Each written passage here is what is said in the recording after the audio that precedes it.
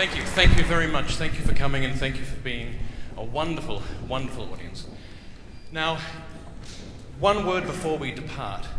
You should have been given on your way in, or on your chair, a little card, a tarjeta, inviting you to be friends of the orchestra. I know many of you already are, but those of you who aren't, please consider it. I mean, as you know, all around the world, the global financial crisis. Oh, please be seated. Yes, please. I won't hold you while I talk for an eternity.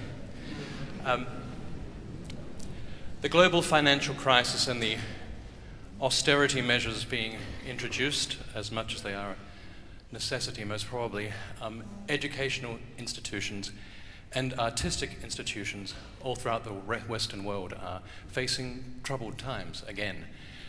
Last week, the Honolulu Symphony filed for liquidation. Now there's no professional orchestra in the state of Hawaii anymore.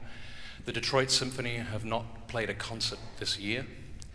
And all around the world, we know the trouble facing the orchestras here in Hilversum and also throughout the Netherlands. So it's times like this that we need friends. It's even perhaps more important than coming to concerts, because you can't come every week.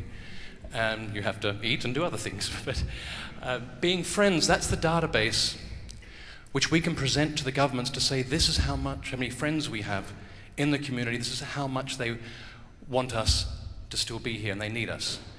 So please do consider it. And the best thing about being friends, is that friends give each other presents, especially at Christmas time.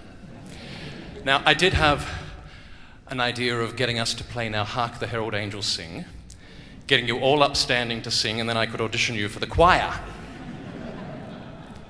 But we decided to do something else instead. So, a Merry Christmas to you all, and to all a good night. Thank you very much.